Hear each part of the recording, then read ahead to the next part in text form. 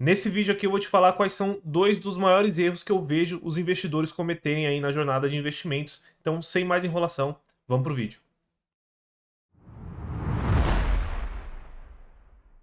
Fala pessoal, beleza? Aqui é o Caio da equipe do Já Investe e esse é mais um vídeo da nossa série de vídeos para investidores iniciantes. Então, antes de eu começar aqui no conteúdo, eu já quero te pedir para você se inscrever no canal para não perder nenhum dos nossos próximos vídeos e dar um like também nesse vídeo para ajudar a gente a chegar a mais investidores se você achar que agregou valor para você. Por mais que esse vídeo aqui esteja na playlist Investidores Iniciantes, vocês vão ver que são dois erros que eu separei aqui que eles são cometidos por qualquer tipo de investidor, tá? Iniciante, o investidor que já está investindo já tem mais algum tempo. Então, é, tentem, principalmente se você for iniciante, né? Tente não cometer esses dois erros nesse início da sua jornada, que você vai ter uma jornada bem mais tranquila como investidor, tá? Então, partindo aqui efetivamente para o conteúdo, o primeiro erro que eu separei aqui é impaciência. E o que eu quero dizer com impaciência? É o investidor não conseguir esperar o retorno devido que a renda variável, né, principalmente a bolsa de valores, consegue proporcionar para ele. O que a gente tem visto no Brasil, né, nos últimos anos, principalmente com o movimento de queda de juros de 2017 para frente, né? Esse é o gráfico que eu trouxe aqui. Eu trouxe vários gráficos para ajudar a gente a entender melhor o ponto que eu quero fazer aqui para vocês. A gente viu que a renda variável, que é essa barrinha verde aqui, começou a tomar um volume maior na carteira dos investidores, tá? Então aqui, essas barras aqui são o quanto cada classe de ativo representa na carteira dos investidores.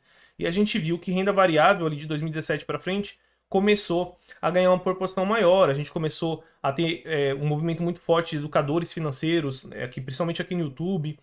Teve a taxa de juros que ajudou, enfim, um monte de fatores que culminou das pessoas começarem a investir mais em bolsa de valores, fundos imobiliários.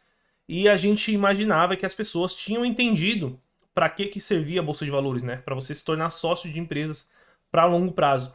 E o que a gente viu é que no primeiro sinal de uma crise, de uma possível recessão, né, o medo da recessão global que começou a aparecer, principalmente ali de março para frente, as pessoas começaram a duvidar do poder da Bolsa de Valores do longo prazo e começaram a sair da Bolsa. Né? A gente vê que perdeu bastante representatividade dentro da carteira dos brasileiros, produtos de renda variável, e as pessoas começaram a ir para renda fixa. Eu vi bastante mensagens dessa, né? Eu participo de vários grupos de investimento tentando aí ajudar principalmente investidores que estão iniciando, e eu vi bastante mensagens no sentido de que não vale mais a pena investir na bolsa, com um CDI ou uma Selic num valor tão alto, não vale a pena investir na bolsa.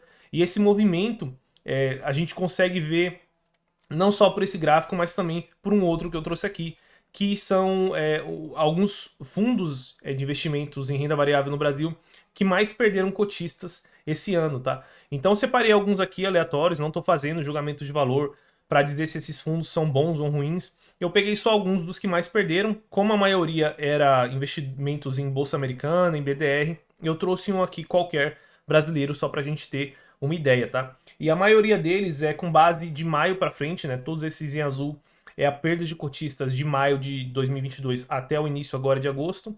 Só esse roxinho que eu peguei aqui do início do ano até agora, tá? Então a gente vê fundos que perderam aí 40% dos cotistas, 30% dos cotistas, 25% dos cotistas em poucos meses. E isso me lembrou uma coisa muito interessante que teve um estudo que foi feito nos Estados Unidos sobre o fundo do Peter Lynch, né? O Peter Lynch foi um dos maiores gestores de fundos, maiores investidores da história, que mostrou que a maior parte dos cotistas dos fundos que ganharam efetivamente muito dinheiro foram aqueles cotistas que esqueceram o dinheiro lá, esqueceram a senha, ou aqueles que acabaram morrendo e tiveram dinheiro que ficou preso lá anos até a família achar um jeito de retirar. Então, aqueles investidores que menos mexeram no dinheiro é o que tiveram maior retorno.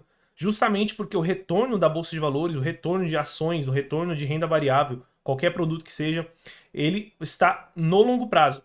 E as pessoas acabaram esquecendo disso nesse momento, né, nesse curto prazo, por conta desse medo de recessão que começou a bater muito forte nas pessoas. Né?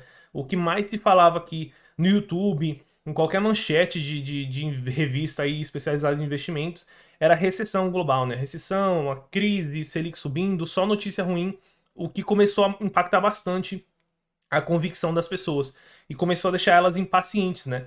A palavra é exatamente essa, as pessoas ficaram impacientes de esperar o retorno que a bolsa pode entregar no longo prazo e começaram a correr para outros investimentos.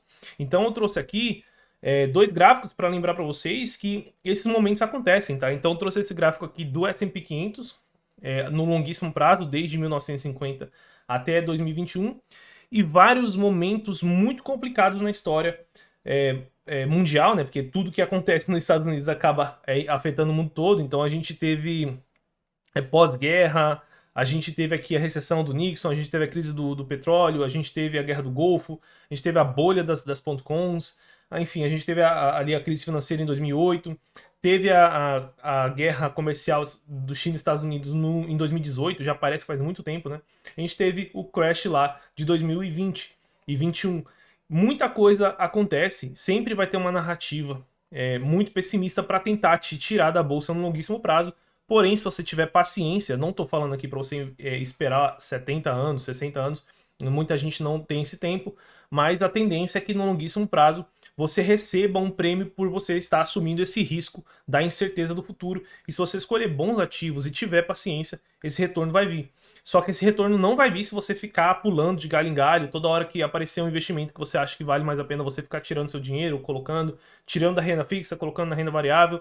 Você tem que sempre aportar e manter a sua convicção, principalmente em momentos mais complicados, momentos de crise.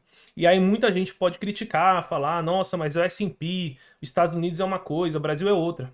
Tá bom, então eu trouxe aqui o Ibov, no longuíssimo prazo, de 95 até hoje, o rendimento dele, com altos e baixos, provavelmente uma volatilidade bem maior do que o S&P 500, porque o nosso índice é mais complicado do que o S&P 500.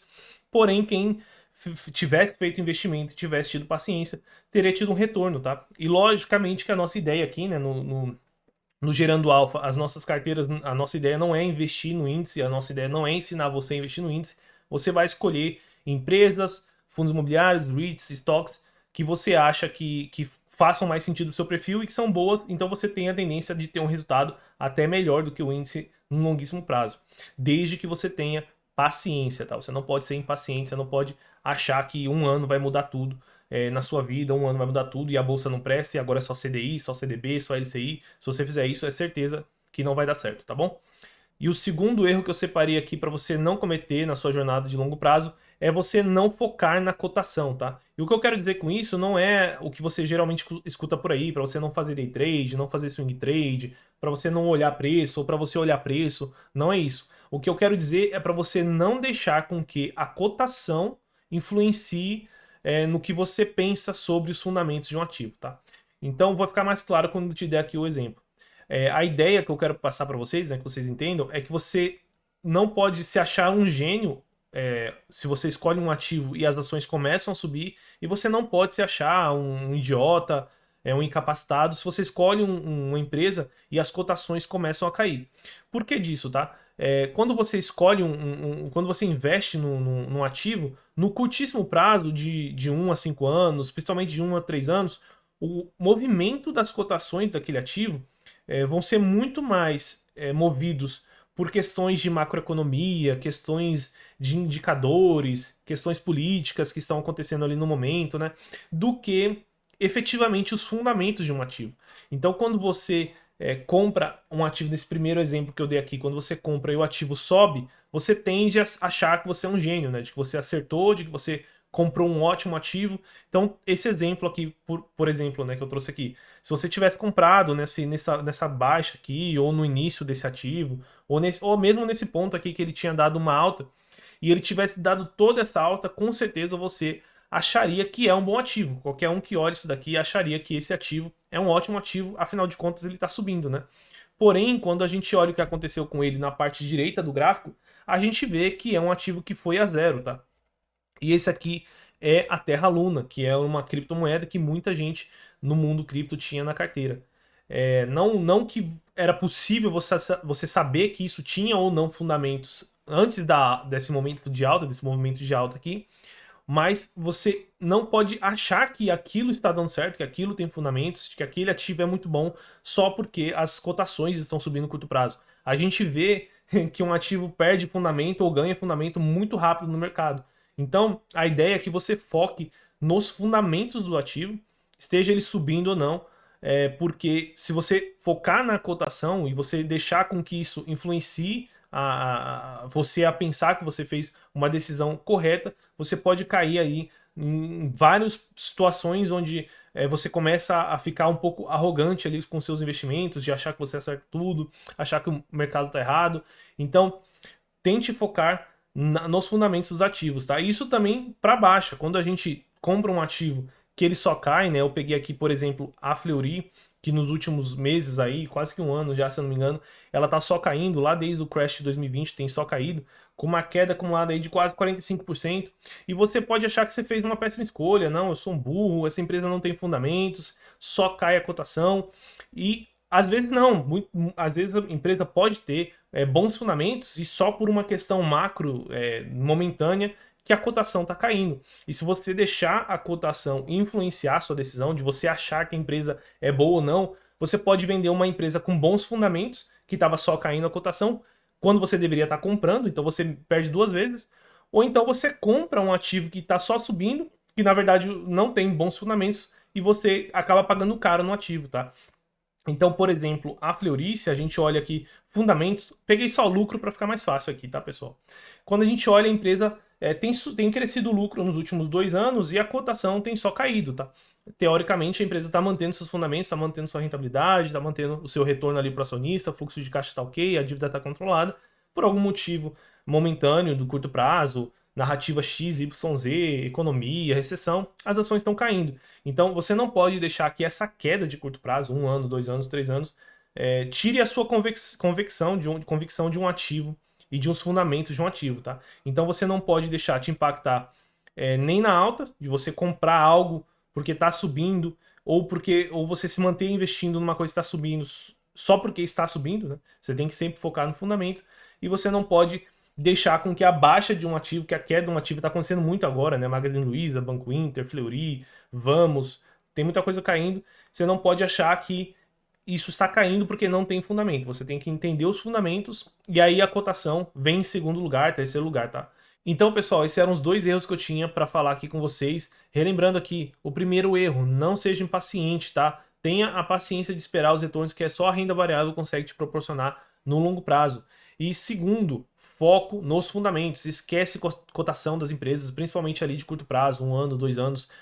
Passa muita informação errada, passa um feedback muito errado para você, então você não tem que focar nisso. Se você quiser uma parte 2, comenta aqui embaixo que eu preparo para trazer mais 2 erros aí que eu acho que você pode evitar nos seus investimentos aí no longo prazo, beleza, pessoal? Por hoje é só, bons investimentos e até o próximo vídeo.